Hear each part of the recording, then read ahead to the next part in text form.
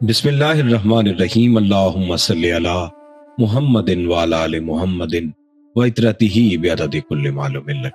السلام علیکم ناظرین، سیرت النبی صلی اللہ علیہ وآلہ وسلم کی 39ویں نشست میں خوش آمدید۔ یہ ہماری بدر سیریز کی تیسری نشست ہے۔ پچھلی نشستوں میں آپ نے رسول اللہ صلی اللہ علیہ وسلم کا میدان بدر میں اترنا اور اللہ کی رحمت کا نازل ہونا سنا تھا۔ آج کی اس نشست میں ہم دونوں لشکروں کے آمنے سامنے آنے کے متعلق بات کریں گے۔ جب جمعہ کی رات کو خدائے برحق نے رحمت کا نزول یعنی بارش فرمائی اور ساتھ ہی یہ واضح کیا کہ ہم نے یہ بارش برسائی تاکہ آپ لوگوں پر گندگی یعنی بزدلی کو ختم کر دیا جائے، تو دوسری طرف قریش نے وادی کے دہانے کے باہر اپنے کیمپ میں رات گزاری اور صبح اپنے تمام دستوں سمیت ٹیلے سے اتر کر بدر کی جانب روانہ ہوئے۔ ایک گروہ رسول اللہ صلی اللہ علیہ وسلم کے حوض کی جانب بڑھا۔ آپ نے فرمایا انہیں چھوڑ دو۔ میدان بدر کے مارکے کا پہلا ایندھن اسود بن عبد الاسد مخزومی تھا۔ یہ شخص بڑا اڑیل اور بد خلق تھا۔ یہ کہتے ہوئے میدان میں نکلا کہ میں اللہ سے عہد کرتا ہوں کہ ان کے حوض کا پانی پی کر رہوں گا، ورنہ اسے ڈھا دوں گا یا اس کے لیے جان دے دوں گا۔ ناظرین، یہ آپ پچھلی نشستوں میں سن چکے ہیں کہ رسول اللہ صلی اللہ علیہ وسلم نے مشرکین کے قریب تر جا کر ایک حوض قائم کیا تھا، جس پر رسول خدا صلی اللہ علیہ وسلم بنفس نفیس خود جا کے صحابہ کرام کے ساتھ موجود ہوئے۔ اسی سلسلے میں اسود بن عبد الاسد مخزومی یہ کہتا ہوا آگے بڑھ رہا تھا کہ میں اللہ سے عہد کرتا ہوں کہ ان کے حوض کا پانی پی کر رہوں گا، ورنہ اسے ڈھا دوں گا یا اس کے لیے جان دے دوں گا۔ جب یہ ادھر سے نکلا تو ادھر حضرت حمزہ بن عبد المطلب برآمد ہوئے۔ دونوں میں حوض سے پرے ہی مڈبھیر ہوئی۔ حضرت حمزہ نے ایسی تلوار ماری کہ اس کا پاؤں نصف پنڈلی سے کٹ کر اڑ گیا اور وہ پیٹھ کے بل گر پڑا۔ اس کے پاؤں سے خون کا فوارہ نکل رہا تھا جس کا رخ اس کے ساتھیوں کی طرف تھا، لیکن اس کے باوجود وہ گھٹنوں کے بل گھسٹ کر حوض کی طرف بڑھا اور اس میں داخل ہوا ہی چاہتا تھا کہ اپنی قسم پوری کر لے۔ اتنے میں حضرت حمزہ نے دوسری ضرب لگائی اور وہ حوض کے اندر ہی ڈھیر ہو گیا۔ یہ اس مارکے کا پہلا قتل تھا اور اس جنگ کی آگ بھڑک اٹھی۔ چنانچہ اس کے بعد قریش کے 3 بہترین شاہ سوار نکلے جو سب کے سب ایک ہی خاندان کے تھے۔ ایک عتبہ اور دوسرا اس کا بھائی شیبہ جو دونوں ربیعہ کے بیٹے تھے، اور تیسرا ولید جو عتبہ کا بیٹا تھا۔ انہوں نے اپنی صف سے الگ ہوتے ہی دعوت مبارزت دی۔ مقابلے کے لیے انصار کے 3 جوان نکلے، ایک عوف رضی اللہ تعالیٰ عنہ، دوسرے معوذ رضی اللہ تعالیٰ عنہ، یہ دونوں حارث کے بیٹے تھے اور ان کی ماں کا نام افراح تھا۔ تیسرے عبداللہ بن رواحہ رضی اللہ تعالیٰ عنہ۔ قریشیوں نے کہا تم کون لوگ ہو؟ انہوں نے کہا انصار کی ایک جماعت ہے۔ قریشیوں نے کہا آپ لوگ شریف مد مقابل ہیں، لیکن ہمیں آپ سے سروکار نہیں، ہم تو اپنے چچیرے بھائیوں کو چاہتے ہیں۔ پھر ان کی منادی نے آواز لگائی، محمد ہمارے پاس ہماری قوم کے ہمسروں کو بھیجو صلی اللہ علیہ وسلم۔ رسول اللہ صلی اللہ علیہ وسلم نے فرمایا عبیدہ بن حارث اٹھو، حمزہ اٹھو، اٹھیے علی اٹھو۔ جب یہ لوگ اٹھے اور قریش کے قریب پہنچے تو انہوں نے پوچھا آپ لوگ کون ہیں؟ انہوں نے اپنا تعارف کرایا۔ قریشیوں نے کہا ہاں آپ لوگ شریف مد مقابل ہیں۔ اس کے بعد مارکہ آرائی ہوئی۔ حضرت عبیدہ جو سب سے معمر تھے عتبہ بن ربیعہ سے مقابلہ کیا، حضرت حمزہ نے شیبہ سے اور حضرت علی کرم اللہ وجہ الکریم نے ولید سے۔ حضرت حمزہ اور حضرت علی نے تو اپنے اپنے مقابل کو جھٹ مار لیا، لیکن حضرت عبیدہ اور ان کے مد مقابل کے درمیان ایک واردار تبادلہ ہوا اور دونوں میں سے ہر ایک نے دوسرے کو گہرا زخم لگایا۔ اتنے میں حضرت علی کرم اللہ وجہ الکریم اور حضرت حمزہ رضی اللہ تعالیٰ عنہ اپنے اپنے شکار سے فارغ ہو کر آ گئے۔ آتے ہی عتبہ پر ٹوٹ پڑے، اس کا کام تمام کیا اور عبیدہ کو اٹھا لائے۔ ان کا پاؤں کٹ گیا تھا اور یہ آواز بند ہو گئی تھی جو مسلسل بند ہی رہی، یہاں تک کہ جنگ کے چوتھے 5ویں دن جب مسلمان مدینہ واپس ہوتے ہوئے وادی صفرا سے گزر رہے تھے تو ان کا انتقال ہو گیا۔ حضرت علی کرم اللہ وجہ الکریم اللہ کی قسم کھا کر فرمایا کرتے تھے کہ یہ آیت ہمارے ہی بارے میں نازل ہوئی ہے۔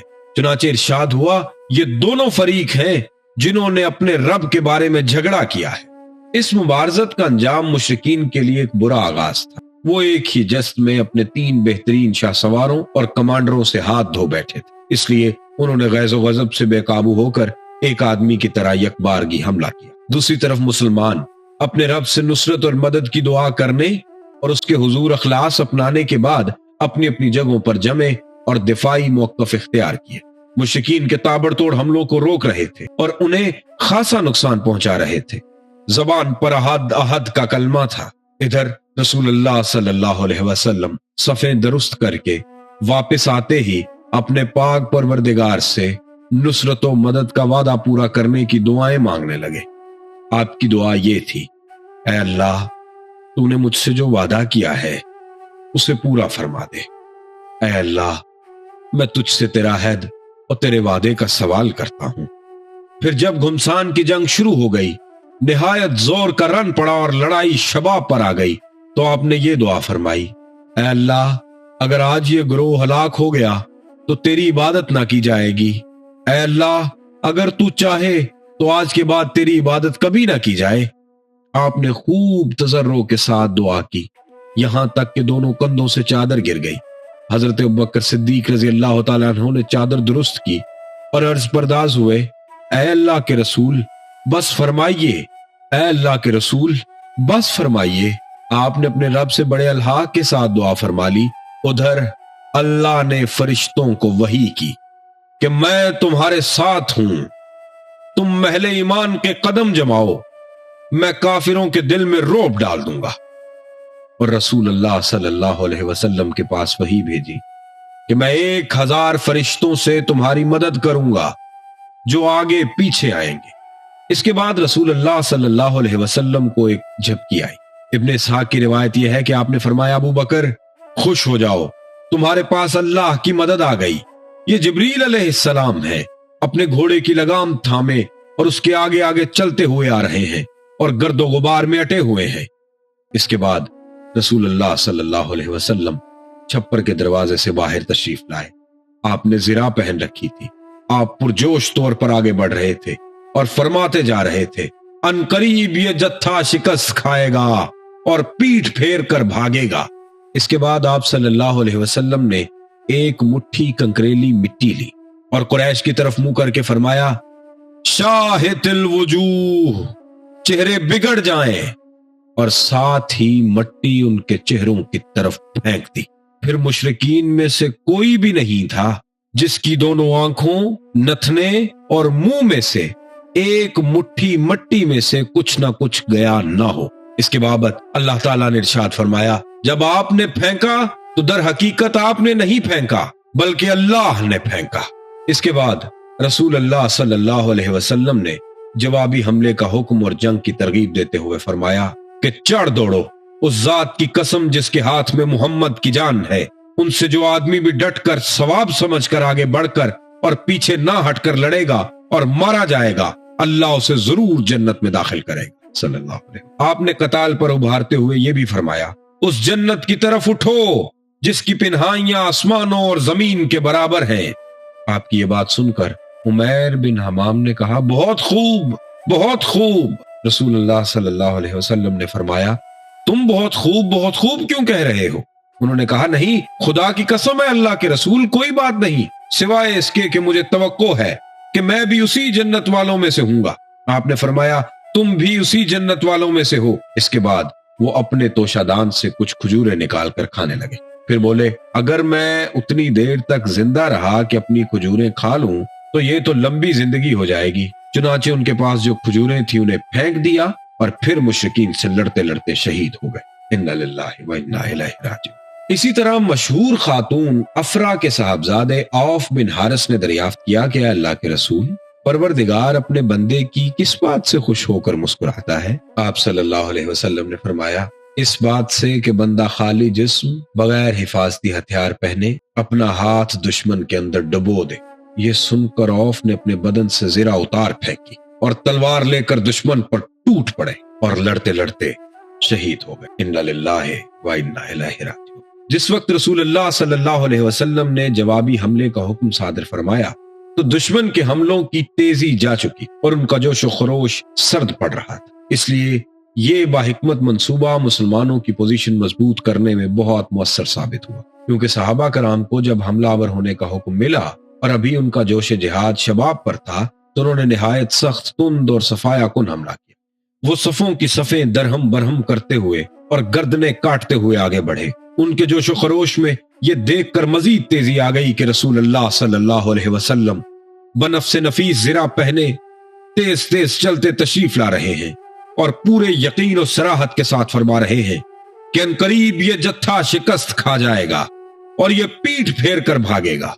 اس لیے مسلمانوں نے نہایت پرجوش اور پرخروش لڑائی لڑی اور فرشتوں نے بھی ان کی مدد فرمائی۔ چنانچہ ابن سعد کی روایت میں حضرت اکرمہ سے مروی ہے کہ اس دن آدمی کا سر کٹ گرتا اور یہ پتہ نہ چلتا کہ اسے کس نے مارا، اور آدمی کا ہاتھ کٹ کر گرتا اور یہ پتہ نہ چلتا کہ کس نے کاٹا۔ ابن عباس فرماتے ہیں کہ ایک مسلمان ایک مشرک کا تعقب کر رہا تھا کہ اچانک اس مشرک کے اوپر کوڑے کی مار آن پڑی اور ایک شہسوار کی آواز پڑی جو کہہ رہا تھا ہزوم آگے بڑھ۔ مسلمان نے مشرک کو اپنے آگے دیکھا کہ وہ چت گرا، لپک کر دیکھا تو اس کی ناک پر چوٹ کا نشان تھا، چہرہ پھٹا ہوا تھا جیسے کوڑے سے مارا گیا ہو، اور یہ سب کا سب ہرا پڑ گیا۔ اسی انصاری مسلمان نے آ کر رسول اللہ صلی اللہ علیہ وسلم سے یہ ماجرا بیان کیا تو آپ نے فرمایا تم سچ کہتے ہو، یہ تیسرے آسمان کی مدد تھی۔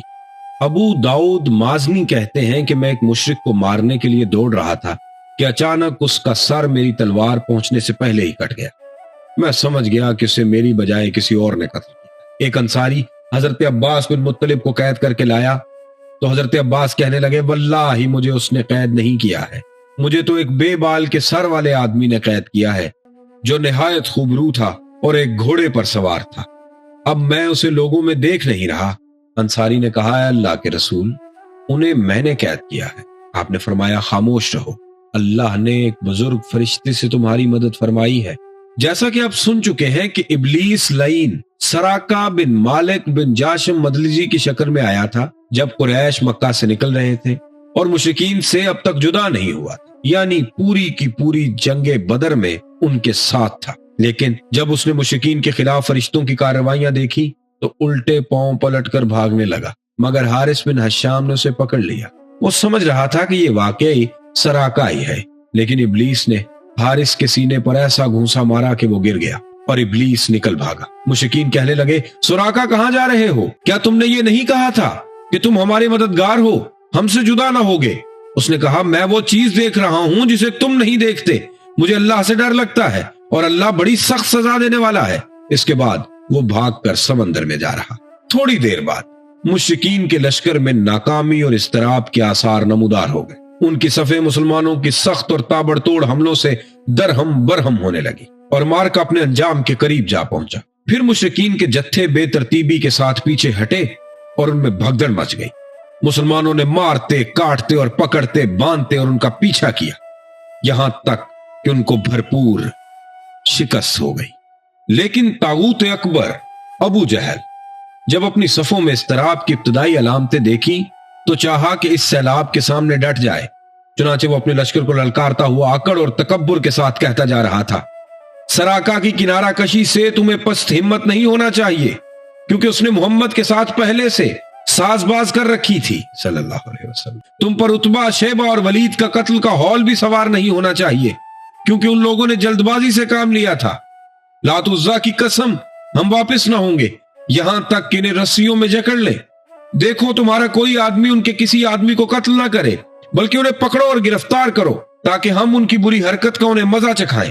لیکن اسے اس غرور کی حقیقت کا بہت جلد پتہ چل گیا، کیونکہ چند ہی لمحے بعد مسلمانوں کے جوابی حملے کی تندی کے سامنے مشرکین کی صفیں پھٹنا شروع ہو گئی۔ ابو جہل اب بھی اپنے گرد مشرکین کا ایک غول لیے جمع ہوا تھا۔ اس غول نے ابو جہل کے چاروں طرف تلواروں کی باڑ اور نیزوں کا جنگل قائم کر رکھا تھا، لیکن اسلامی ہجوم کی آندھی نے اس باڑ کو بھی بکھیر کر رکھ دیا اور اس جنگل کو بھی اکھیڑ کر رکھ دیا۔ اس کے بعد یہ طاغوت اکبر دکھائی پڑا۔ مسلمانوں نے دیکھا وہ ایک گھوڑے پر چکر کاٹ رہا ہے، ادھر اس کی موت دو انصاری جوانوں کے ہاتھوں اس کا خون چوسنے کی منتظر تھی۔ ناظرین اگلی نشست میں آپ سنیں گے کہ ابو جہل کیسے قتل ہوا۔ تب تک اپنے میزبان سید ابرار ابو الحسن کو اجازت دیجیے۔ اللہ حافظ ناصر۔